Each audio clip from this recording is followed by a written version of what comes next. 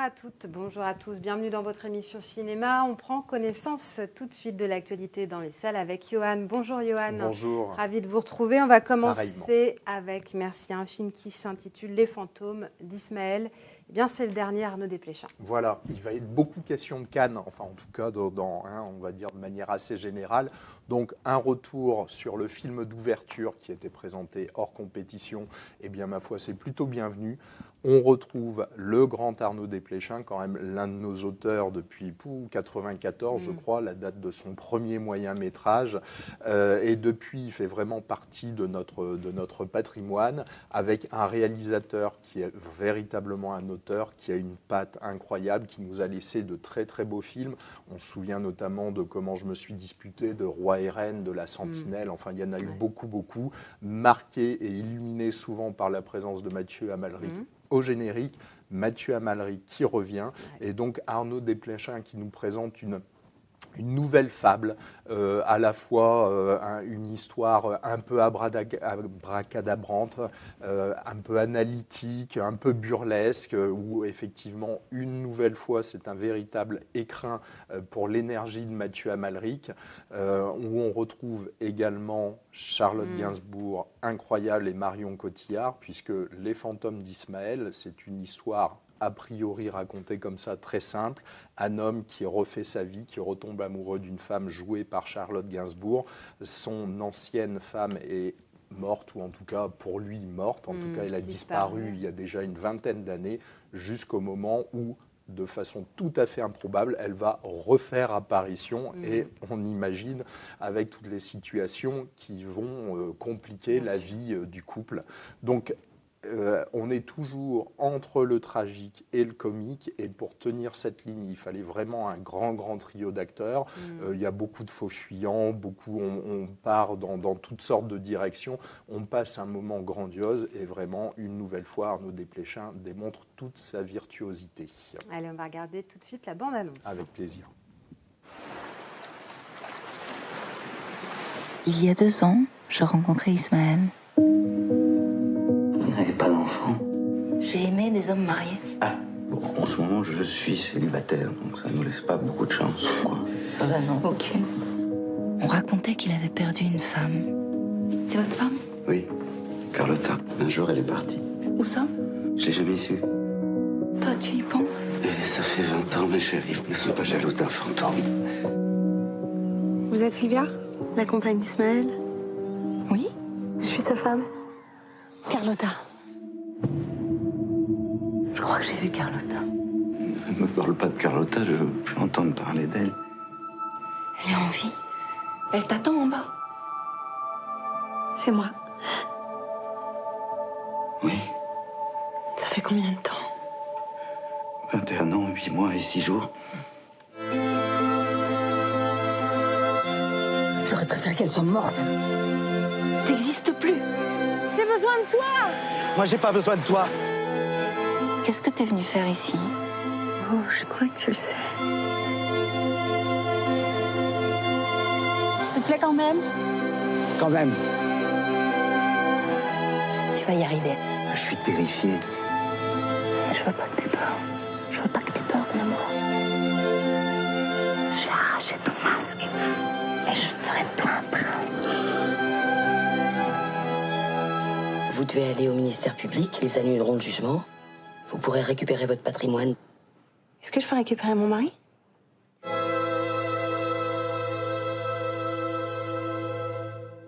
Ça, c'est la question. Johan, donc, tous les ans, vous allez à Cannes. Et justement, dans notre saison au cinéma, on revient souvent sur des films que vous avez vus là-bas. Tout à fait. Et parlez-nous un petit peu de ce que vous avez ressenti cette année. Là, on va dire que je joins un peu. Alors, c'est toujours délicat, évidemment, d'en parler, parce que même quand on reste sur toute la durée du festival, ce qui n'est pas mon cas, on a déjà beaucoup de mal à tout voir, entre ne serait-ce que la sélection officielle et toutes les sélections parallèles. Mais c'est vrai qu'on a un goût assez moyen de cette sélection, avec bien entendu, et je vais y revenir, des films qui nous ont enchantés, quand même de très très grande qualité. Mais souvent, Cannes, c'est vraiment le temple où on trouve le bijou qui nous transporte et qui vraiment renouvelle un peu une certaine vision du cinéma. Ça a peut-être été, en tout cas pour moi, un peu moins le cas cette année, mais on trouve quand même de très très belles choses. On va enchaîner avec Mathieu Amalric, puisqu'il était présent non seulement pour le film de Desplechin, mais également pour un film dans lequel il est interprète et réalisateur. Moi, j'avais été énormément enthousiasmé il y a déjà quelques années par Tourner, qui avait été présenté à Cannes, qui était son premier long métrage avec un style tout à fait adéquat avec le bonhomme, très survitaminé, plein d'enthousiasme, etc. Là, il revient avec Barbara.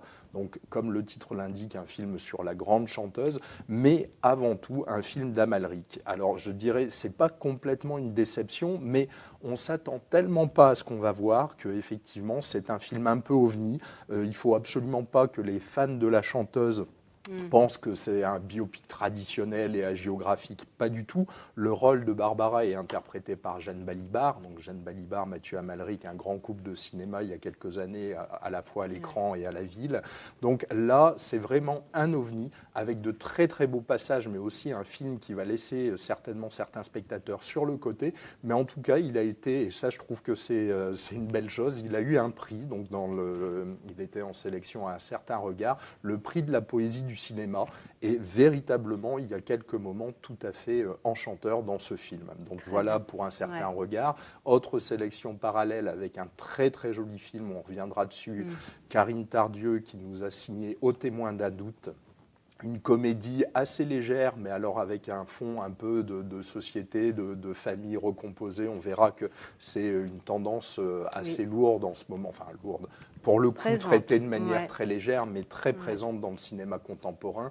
Là, c'est fabuleux, très très bien écrit, très drôle, avec beaucoup d'émotions, porté par un François Damiens et une Cécile de France au meilleur de leur forme, avec des seconds rôles aussi qui ne sont pas en reste, notamment Esteban qui trouve un rôle un peu plus important que d'habitude, donc qui est un acteur qu'on voit aussi beaucoup dans le court-métrage et qui, je l'espère, on va le voir de plus en plus dans des longs-métrages. Donc ça, c'est une très très belle surprise qui a été présentée à la quinzaine des réalisateurs. Et pour revenir à la... Alors, on va revenir à un certain regard avec un film également très important, le film de Laurent Canté qui s'appelle L'Atelier, qui est un film absolument magnifique. Laurent Canté, c'est un réalisateur qui est très proche de Robin Campillo, qui a signé 120 battements par minute, on va y revenir dans quelques instants. Campillo a travaillé sur le scénario du film de Laurent Canté. Il y a apporté une vision de la jeunesse et de la société contemporaine, à mon avis, très très juste et très lucide.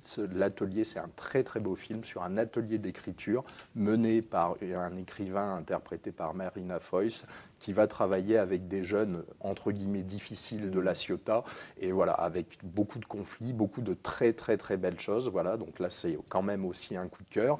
Et pour revenir à la sélection officielle, on ne va peut-être pas donner tout le palmarès, mais la Palme d'Or qui fait beaucoup parler, The Square, d'un réalisateur du Nord qui nous a livré il y a quelques années Snow-Thérapie, donc je ne prononcerai pas son nom pour ne pas me planter lamentablement, mais en tout cas un film que je n'ai pas vu, donc je ne vais pas non plus, on y reviendra lors de sa sortie, mais en tout cas un petit peu léger effectivement pour une Palme d'Or. Il y a de bonnes idées, il y a aussi un univers assez particulier chez ce réalisateur, mais c'est vrai que tout le monde attendait tellement sur la plus haute marche du podium 120 battements par minute, qui est l'un des gros coups de cœur complètement mérité du festival. Donc le film de Robin Campillo sur les débuts de Act Up.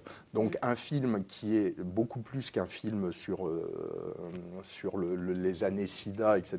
C'est aussi un film sur le militantisme, bien entendu sur l'amour, sur les ravages de la maladie. Le spectre est très très large. Il y a une bande de jeunes comédiens dedans qui sont tous absolument extraordinaires. Donc voilà, c'est vrai qu'on l'attendait encore un poil plus haut, si ce n'est que le Grand Prix du jury, c'est quand même très très beau et une très belle récompense.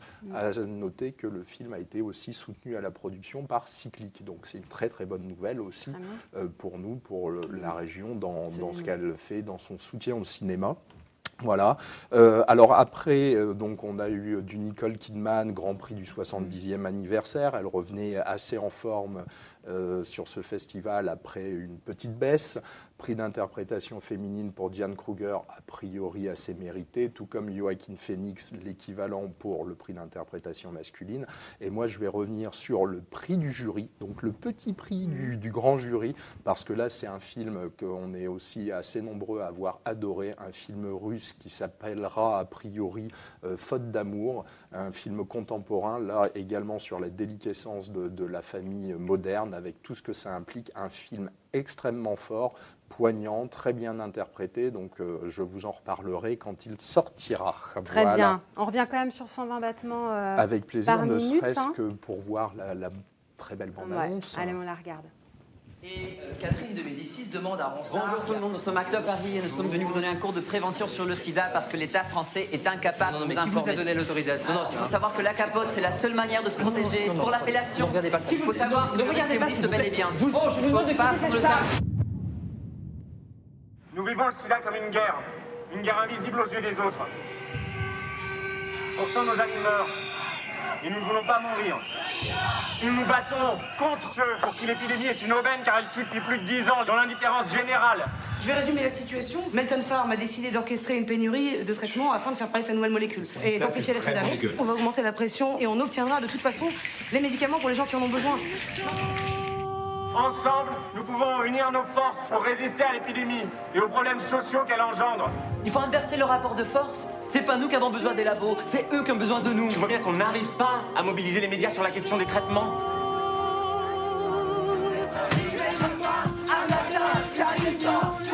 Ensemble, nous pouvons construire une communauté capable d'adopter à l'égard de la maladie une attitude positive et combative. Je risque pas de choper votre connerie de sida, je suis pas pédée.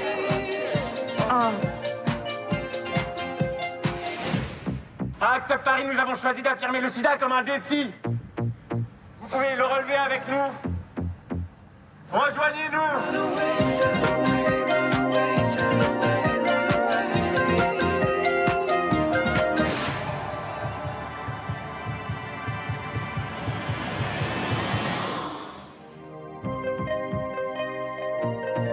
Tu te rends compte que je t'ai jamais demandé ce que tu faisais dans la vie? Bah, moi, de ma vie, je suis séropos, c'est tout.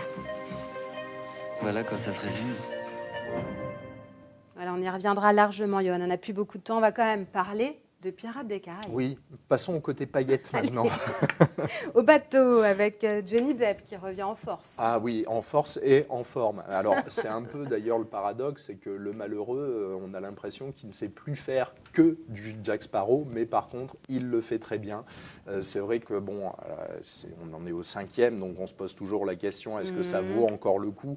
Eh bien, oui, parce que même si on reste dans les figures imposées du style, on le retrouve avec beaucoup de plaisir. Il y a une surenchère, mais il y a un peu à la Fast and Furious, mais qui est fabuleuse dans le domaine pirate. Hein, je vous rassure, il n'y a pas de bolide, là, il n'y a que des grands voiliers.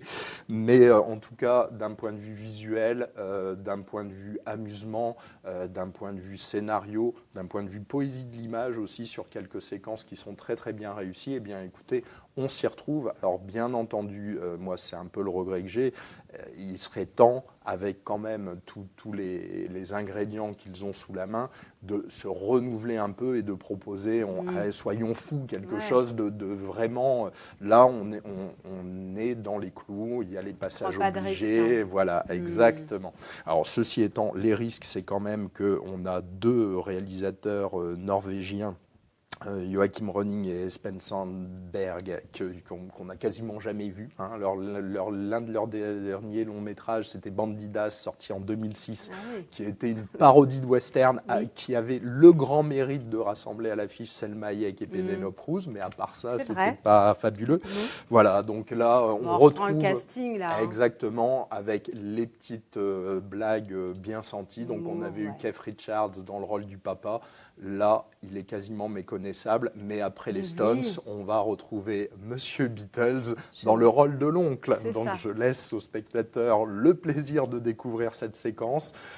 C'est le retour aussi des anciens avec Orlando Bloom et Keira Knightley qui reviennent et qui seront certainement là pour la suite. Car oui, je peux le dire, suite il y aura. Très bien.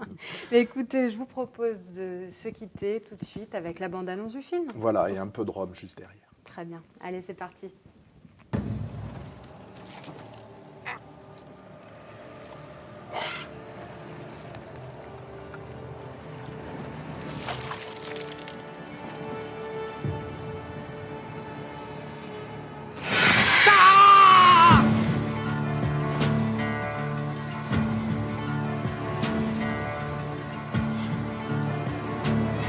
When I hear that trumpet sound, I'm gonna rise right out of the ground.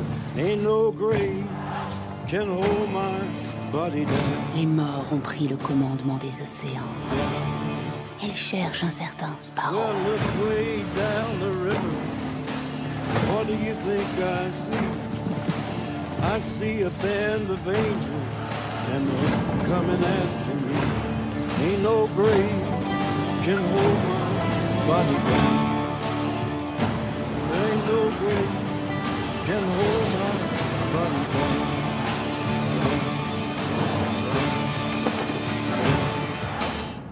La vie d'un pirate. There ain't no grave can hold my body down.